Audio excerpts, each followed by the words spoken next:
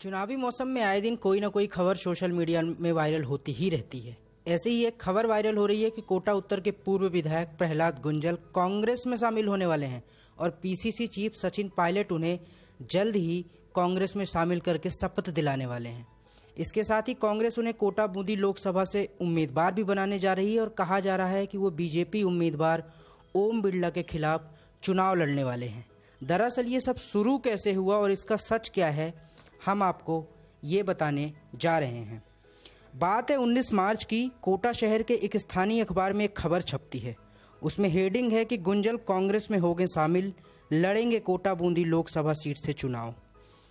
Gunjal pilot की बढ़ती नज़दीकियों से बन रहे हैं नए समीकरण। 19 मार्च की ये खबर कहती है कि उत्तर विधानसभा सीट से हारे भाजपा नेता एवं पूर्व विधायक प्रहलाद गुंजल लोकसभा चुनाव में कांग्रेस के टिकट पर कोटा बूंदी सीट के प्रत्याशी हो सकते हैं। राजनीतिक गलियारों में इस बात की चर्चा जबरदस्त है कि प्रहलाद गुंजल कांग्रेस के प्रदेशाध्यक्ष एवं उप मुख्यमंत्री सचिन पायलट से लगातार संपर्क में भी हैं। गौरतलब है कि पिछली बार जब गुंजल को भाजपा से बर्खास्त किया गया था तब भी उन्होंने धारीवाल से संपर्क किया था, लेकिन उस वक्त गुंजल की भाजपा में वापसी की बात को विराम लग गया था। हालांकि राजनीति कब और किस ओर मोड़ ले ये कहा नहीं जा सकता, लेकिन गुंजल की पायलट से बढ़ती नज़दीकियां कह रही हैं कि दाल में कुछ काला जरूर है। गुर्जर आंदोलन को समर्थन नहीं किया। प्रहलाद गुंजल के कांग्रेस में शामिल होने के चर्चाओं को उस वक्त बल मिला जब कर्नल बैसला के नेतृत्व में प्रदेश भर का गुर्जर समुदाय सड़कों में उतरा, लेकिन प्रहलाद गुंजल उस वक्त आंदोलन में उतरे नहीं और न ही आरक्षण के पक्ष में उन्होंने बयान दिया। तब यह चर्चा जोरों पर थी कि सचिन पायलट ने उन्हें ऐसा करने से रोका था और कहा था कि आपके लिए कांग्रेस के दरवाजे खुले हैं। आखिर हुआ वही, पूरा आंदोलन समाप्त हो गया और गुंजल खामोश रहे। ये खबर 19 मार्च के दिन कोटा शहर के एक स्थानीय अखबार में छपती है। अब हम आपको बताते हैं कि इस खबर का सच क्या है। दरअसल जब आपने इस खबर को पढ़ना शुरू किया होगा तो इसमें लिखा हुआ है कोटा 19 मार्च, उसके बाद लिखा है हो.सा. इसका मतलब आपने नहीं समझा होगा। इसका मतलब है होली समाचार। अब हम बता देते हैं कि गुंजल ने इसमें क्या स्पष्टीकरण दिया। मीडिया हाउस राजस्थान से हुई बातचीत में गुंजल ने कहा कि ये सब बकवास है और लोगों के द्वारा फैलाई जा रही सभी अफवाहें गलत हैं, ऐसा कुछ नहीं है। वहीं बात इतनी ज़्यादा बढ़ गई कि प्रहलाद गुंजल को सोशल मीडिया में भी इसका खंडन डालना पड़ा और गुंजल ने अपने फेसबुक अकाउंट में लिखा, नमस्कार, मैं भारतीय जनता पार्टी का एक कर्मठ एवं ईमानदार कार्यकर्ता हूँ। कुछ अवांछनीय लोगों के द्वारा मेरे प्रति कांग्रेस से जुड़ने की भ्रांतियाँ फैलाई जा रही हैं। मेरा सभी समर्थकों से अनुरोध है, कोई भ्रम न पालें एवं दुष्प्रचारों से बचें।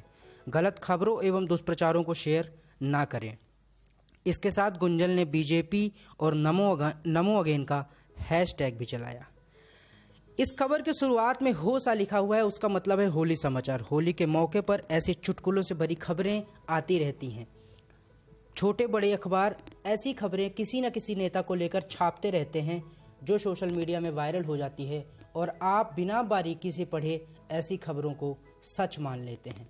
मीडिया हाउस राजस्थान के वायरल सच के दावे में गुंजल की कांग्रेस में शामिल होने वाली बात गलत साबित हुई है। तो एक अखबार के द्वारा होली पर किया गया थोड़ा सा मजाक इतना ज़्यादा भारी पड़ गया कि शहर भर में एक नेता की दूसरी पार्टी में जाने की बातें होने लग गई। सोशल मीडिया में लोग अपने अकाउंट्स पे लिखने लग गए कि प्रहलाद गुंजल बीजेपी छोड़कर कांग्रेस में शामिल होने वाले हैं और बीजेपी के उम्मीदवार ओम बिरला के खिलाफ चुनाव लड़ने वाले हैं। ये बात इतनी ज़्यादा बढ़ गई कि प्रहलाद गुंजल को खुद स्पष्टीकरण देने के लिए सामने आना पड़ा। हमने आपको बताया कि प्रहलाद गुंजल ने अपने सोशल मीडिया अकाउंट पर क्या लिखा, उन्होंने अपने इंस्टाग्राम पर क्या स्टोरी लगाई और जिन लोगों ने उनको फ़ोन किए उसको उन्होंने क्या जवाब दिया। दरअसल होली के मौके पर कई सारे स्थानीय और छोटे बड़े अखबार किसी भी संस्थान, किसी भी व्यक्ति या नेता को लेकर थोड़ी बहुत खींचतान करते हैं और ऐसी वैसी खबरें छाप देते हैं। ये एक आज से चली आ रही परंपरा नहीं है, पहले से चली आ रही परंपरा है। जैसे आप बुरा ना मानो होली कहकर किसी पर रंग डाल देते हैं, वैसे ही अखबार बुरा ना मानो होली ही कहकर थोड़ी बहुत किसी न किसी नेता की टांग खींच देते हैं। इस बार लपेटे में गुंजल आए तो लोगों ने उसे सच मान लिया, जबकि ये पूरी तरह से झूठ है। प्रहलाद गुंजल ना तो कांग्रेस में शामिल हो रहे हैं, ना ही वो ओम बिरला के खिलाफ चुनाव लड़ने जा रहे हैं, जैसा कि प्रहलाद गुंजल ने बताया है। प्रहलाद गुंजल की ये खबर क्यों वायरल हुई, इसके पीछे एक और बात आती है, कांग्रेस का कोई भी प्रत्याशी घोषित ना होना। दरअसल बीजेपी ने 3 से 4 दिन पहले ही अपना प्रत्याशी घोषित कर दिया, लेकिन अभी तक कांग्रेस ने अपना कोई प्रत्याशी घोषित नहीं किया।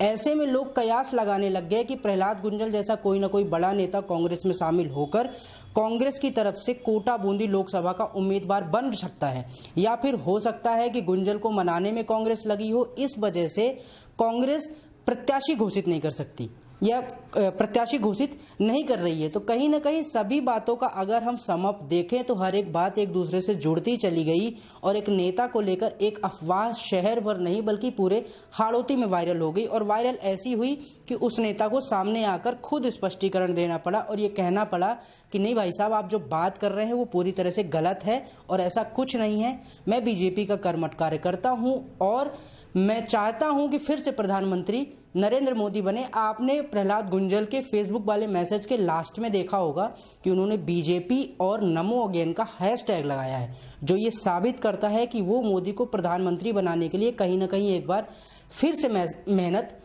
कर रहे हैं। तो चुनावी माहौल है, सोशल मीडिया पर 1, 2, 10 नहीं हजारों आपके पास ऐसी खबरें आएंगी, आपके व्हाट्सएप से होकर गुजरेंगी, फिर घूमकर आप तक आ जाएंगी। लेकिन उनको शेयर करने से पहले, उन खबरों को अपने बीच दोस्तों के बारे में बात करने से पहले इस बात को ध्यान में रख लें कि वो किसी न किसी जिनाइन सोर्स से होनी चाहिए।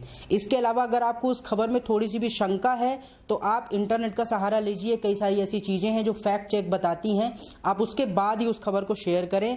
और अगर बहुत ही ज़्यादा शंका है तो मीडिया हाउस राजस्थान को वो खबर भेज दें, हम उसकी पड़ताल कर आप तक वो पूरा अपडेट पहुंचाएंगे।